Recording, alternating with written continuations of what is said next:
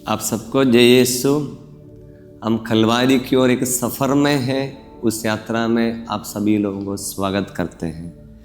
Bible से पाठ सुनेंगे संत योहन अध्याय 6 वचन 37 से लेकर। संत योहन अध्याय 6 वचन 37 से लेकर। पिता जिन्हें मुझको सौंप देता है वे सब मेरे पास आएंगे, और जो मेरे पास आता है मैं उसे कभी नहीं ठुकराऊंगा, क्योंकि मैं अपनी इच्छा नहीं बल्कि जिसने मुझे भेजा उसकी इच्छा पूरी करने के लिए स्वर्ग से उतरा हूँ। जिसने मुझे भेजा उसकी इच्छा यह है कि जिन्हें उसने मुझे सौंपा है मैं उनमें से एक का भी सर्वनाश नहीं होने दूँ, बल्कि उन सबों को अंतिम दिन पुनर्जीवित कर दूं। प्रभु का पवित्र सुसमाचार है। हम प्रभु को धन्यवाद देते हैं इसके सुंदर दिन के लिए। कल के दिन में हम यीशु की गत्समनी बारी में जो प्रार्थना के बारे में जरा सा मनन किया है, और प्रभु यीशु प्रार्थना कर रहा है, ए पिता यदि तू चाहे ये प्याला मुझसे हट जाए, लेकिन मेरी नहीं तेरी इच्छा पूरी हो। हम चालीसा में एक विशेष हमारे मनन का विषय है प्रार्थना। प्रार्थना का अलग अलग पहलू होता है। कल के दिन मैंने एक बात बताया, यीशु समय से मैंने प्रार्थना करते समय में यीशु को स्वर्ग से एक दूध दिखाई दिया, उसने उन्हें ढारस बंधाया। हमें जो आत्मा बल मिलता है, हमें जो शक्ति मिलता है, हमारे दुर्बलता में कमियों में जो प्रभु की शक्ति आता है वो प्रार्थना द्वारा वो हमें मिलता है। दूसरा प्रार्थना की एक और बात है, वो प्रार्थना मतलब एक रिश्ता है, ईश्वर से करीब रिश्ता बनाना, एक मित्रता बना कर रखना। वो मित्रता में बहुत जरूरी है, प्रार्थना बहुत जरूरी है। वो मित्रता में प्रार्थना में थोड़ा आगे बढ़ने पर हम क्या करते हैं, हमारे ईश्वर से एक अच्छा पक्का रिश्ता होने पर उनकी मन की बात हम जानने के लिए कोशिश करेंगे। वो प्यार से भी जुड़ी हुई है। जहाँ मित्रता है वहाँ पर प्यार भी है। यीशु ने संत यूहन्ना अध्याय 14 में यीशु ने बताया, यदि तुम मुझे प्यार करते हो तो मेरी आज्ञाओं का पालन करोगे। यदि तुम मुझे प्यार नहीं करते हैं तो मेरी आज्ञाओं का पालन नहीं करोगे। चलिए, आज्ञा भी एक प्यार से बनी हुई है। लेकिन जहाँ पर प्यार है क्या होता है ना, वहाँ पर जो जिससे हम प्यार करता उनकी मन की बात तो समझने के लिए कोशिश करते हैं। हम लोग पारिवारिक जीवन में पति पत्नी सचमुच में जिनके प्रति एक दूसरे का प्यार है, वो मम्मी है अपने जीवन साथी की इच्छाओं को, उनकी जो पसंद है वही खाना बना कर देने के लिए परिश्रम करेगा, उनकी इच्छा पूरी करने के लिए पूरा परिश्रम करती है। उसी प्रकार हमें सबसे बड़ी महत्वपूर्ण जरूरत बात है ईश्वर से एक प्यार बनाना, एक रिश्ता बनाना। शिष्य लोग आकर यीशु से पूछे, प्रभु सबसे बड़ी आज्ञा क्या है? यीशु ने पूछा, बोला तुम्हारे ईश्वर को सारी शक्ति, सारी बुद्धि, सारी आत्मा से प्यार करना, वो ये सबसे बड़ी आज्ञा, ईश्वर को प्यार करना। ये प्यार में आगे बढ़ते समय में वो प्रार्थना के जरिए मात्र है।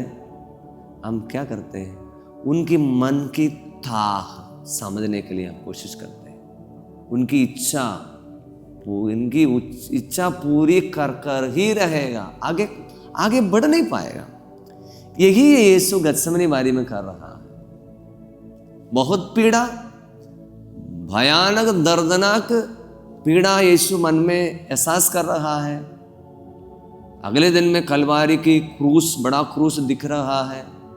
कलवारी की और पहाड़ी की ओर चलना है, बार बार क्रूस के साथ गिर रहा है। यीशु के साथ कुछ हम पता है। इसी विषम घड़ी में यीशु प्रभु से प्रार्थना कर रहा है, पिता यदि तू चाहे ये प्याला मुझसे हटा ले। लेकिन वहां वही बोल बोल कर वहां खत्म नहीं करते हैं प्यार के वजह से, लेकिन मेरी नहीं तेरी इच्छा पूरी हो जाए, वही बोलकर समाप्त कर देते हैं। क्यों यीशु ने ऐसा बोला? हम संधि यूहन्ना अध्याय 6 में आज अभी मैंने पढ़कर सुनाया, यीशु ने अपने जीवन की मुद्दा, जीवन का लक्ष्य, जीवन का मोटो यहां पर ऐसे स्थापित किया, एक प्रस्ताव रख दिया। यूहन्ना अध्याय 6:38 में, मैं अपनी इच्छा नहीं बल्कि जिसने मुझे भेजा उसकी इच्छा पूरी करने के लिए स्वर्ग से उतरा हूं। क्लीन, मैं अपनी इच्छा नहीं, जिसने मुझे भेजा उसकी इच्छा पूरी करने के लिए स्वर्ग से उतरा हूं। अपनी इच्छा पूरी करने के लिए नहीं, क्लियर। ये यीशु और पिता के साथ जो रिश्ता द्वारा ही यीशु बोल पाता है। और ये प्रार्थना द्वारा गत्सेमनी बारी में प्रार्थना, मैंने बोला, एक मित्रता, एक करीबी प्यार को बढ़ा देता है। और इसके द्वारा ही ये यीशु बोल रहा है, मैं चाहता हूं प्याला मुझसे हट जाए, लेकिन मेरी नहीं, तेरी इच्छा पूरी। इसलिए प्रियजनों, हम लोग प्रार्थना में आगे बढ़ने का एक विशेष समय है चालीसा। वो चालीसा के समय में हम प्रार्थना में आगे बढ़ने पर ईश्वर की इच्छा भी ढूंढने की, ईश्वर की इच्छा भी खोजने का एक परिश्रम करने का समय है। हम पढ़ते हैं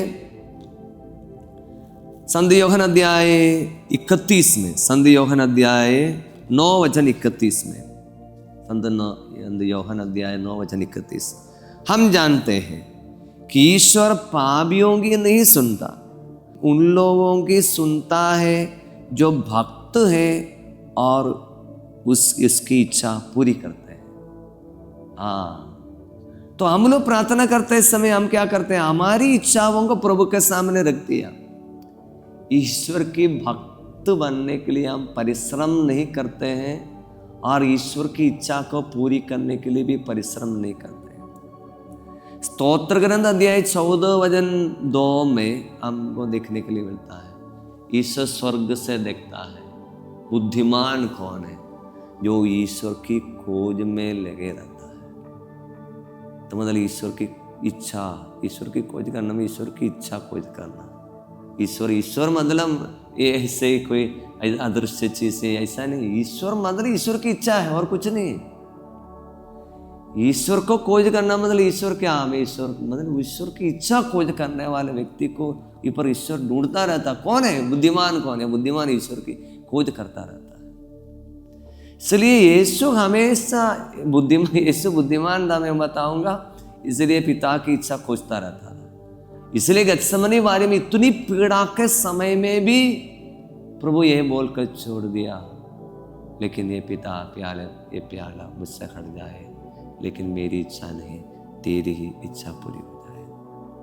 इसलिए प्रियजनों, इस चालीसा के समय में हम प्रार्थना में आगे बढ़ना है। हमको आगे बढ़ते समय में हम ईश्वर की इच्छा, मेरे बारे में ईश्वर की योजना क्या है, ढूंढने का एक परिश्रम करना है। स्तोत्र ग्रंथ 86 वचन 11 में पढ़ते हैं। स्तोत्र ग्रंथ का एक सुंदर प्रार्थना है, हे प्रभु तू मुझे अपना मार्ग दिखा, जिससे मैं तेरे सत्य के प्रति ईमानदार रहूं। हे प्रभु तू मुझे अपना मार्ग दिखा, जिससे मैं तेरे सत्य के प्रति ईमानदार रहूं। हमें इसी प्रकार प्रेयर करना पड़ेगा। हे प्रभु तू मुझे अपना मार्ग दिखा, तू मुझे अपना रास्ता दिखा, ताकि मैं अपने रास्ते पर नहीं, अपने सत्य, मेरे लिए बहुत सारी सत्य बात होगा, लेकिन तेरी सत्य पर मैं चलने के बाद यीशु यही कर रहा है, ईश्वर की इच्छा खोज रहा है। इसलिए हमारी भक्ति में, हमारी प्रार्थना में आगे बढ़ते समय हम प्रभु से यही, हम ईश्वर के मन को जानने का तक हमें थोड़ा ऊंचाई की ओर बढ़ना पड़ेगा। अक्सर हमारी प्रार्थना में बार बार दोहरा रहा हूँ, अक्सर हमारी प्रार्थना यही है कि हम अपनी इच्छाओं को प्रभु के सामने छोड़ देते हैं, प्रार्थना, मैंने प्रार्थना किया मतलब में ही बोल रहा है, मैंने प्रभु को अपनी बात बता दिया है, वो जो करेगा और कुछ नहीं है। लेकिन प्रभु क्या बोलना चाहता है ये जानने का हम परिश्रम नहीं करते हैं। प्रियजनों, हमारे जीवन की विषम घड़ी में, हमारे तकलीफ में, हमारी बीमारी में प्रभु हमसे कुछ बोलना चाहता है। याद रखिए, हमारे हर एक समस्या, in every problems of our life God wants to talk to us. प्रभु हमसे कुछ बोलना चाहता है, इसलिए हमें प्रभु की आवाज़ सुनने का अपने आप को तैयार रहना चाहिए। मखाबियों का ग्रंथ में हम पढ़ते हैं, मखाबियों का ग्रंथ पहला ग्रंथ अध्याय 3 वचन 60। मखाबियों का पहला ग्रंथ अध्याय 3 वचन 60। ईश्वर जो चाहता है वह पूरा होकर रहेगा। ईश्वर जो चाहता है वह पूरा होकर रहेगा। यही है, तो ईश्वर जो चाहता है वही तो पूरा होकर रहेगा। हम अपनी अपनी प्रार्थना छोड़कर प्रभु के सामने, मेरी प्रार्थना नहीं सुना, ईश्वर मेरी प्रार्थना नहीं सुनता है, और ऐसे बोलकर कुछ लोग प्रभु से भी नाराज रहते हैं, मेरी प्रार्थना नहीं। पिछले दिन वो सारे ऐसे लोग मिला, प्रभु हमारी प्रार्थना, मैंने इतना प्रार्थना किया, प्रभु मेरी प्रार्थना से गुस्सा कर रहा, प्रभु से बहुत नाराज है। नहीं, ईश्वर की इच्छा होकर ही रहेगा। हम जानते हैं, जॉन संदेश यूहन्ना अध्याय 9 में 31 में हम जानते हैं, ईश्वर पापियों की नहीं सुनता, वह उन लोगों का सुनता है जो भक्त है और उसकी इच्छा पूरी करता है। हमें ईश्वर की इच्छा जानने का परिश्रम, हमें जीवन में कुछ भी होते समय में ईश्वर की इच्छा क्या है ढूंढने का, उसको जानने के परिश्रम हमारे जीवन में होना चाहिए। वही है हमारी प्रार्थना। प्रार्थना मतलब प्रार्थना में ईश्वर की इच्छा जानने का परिश्रम हमारे जीवन में चाहिए। इसी के लिए हमें विशेष रूप से पवित्र आत्मा की मदद मांगना चाहिए। हम प्रज्ञा ग्रंथ में पढ़ते हैं, प्रज्ञा ग्रंथ अध्याय 9 में हमको देखने के लिए मिलेगा। प्रज्ञा ग्रंथ अध्याय 9 में, प्रज्ञा ग्रंथ अध्याय 9 में हम इसी प्रकार पढ़ते हैं, वचन 17 में, यदि तूने प्रज्ञा का वरदान नहीं दिया होता और पवित्र आत्मा को नहीं भेजा होता, तेरी इच्छा कौन जान पाता है। प्रज्ञा ग्रंथ अध्याय 9 वचन 17, यदि तूने प्रज्ञा का वरदान नहीं दिया होता और अपनी पवित्र आत्मा को भेजा नहीं होता तो तेरी इच्छा कौन जान पाता है। प्रियजन, ये थोड़ा कठिन है, ये प्रार्थना, इसी प्रकार प्रार्थना में आगे बढ़ना थोड़ा कठिन है, लेकिन हमें चाहिए, क्योंकि अंत में ईश्वर की इच्छा ही वही पूरा होकर रहेगा। आइए इस चालीसा के समय में प्रभु से प्रार्थना करेंगे। प्यारे यीशु, आपके वचनों के द्वारा हम आपकी इच्छा को जानने के लिए परिश्रम कर रहे हैं, और प्रभु यीशु ने हमें बहुत बड़ी उदाहरण दिया है। ईश्वर की इच्छा के सामने अपने आप को समर्पित किया और कहा, मैं अपनी इच्छा पूरी करने के लिए नहीं, जिसने मुझे भेजा उसकी इच्छा पूरी करने के लिए स्वर्ग से उतरा हूँ। हाँ प्रभु, हम लोग भी इस दुनिया में आपने भेजा है अपनी इच्छा पूरी करने के लिए नहीं, आपको हमारे बारे में एक योजना है, और योजना को एक एक दिन समझने के लिए, उसको खोजते हुए वही इच्छा पूरा करने के लिए हमारे जीवन में एक आग्रह है। उसके लिए हम अपने आप को समर्पित हो जाए। प्रार्थना करते हैं हमारे प्रभु ख्रिस्त के द्वारा। आमीन। जय यीशु।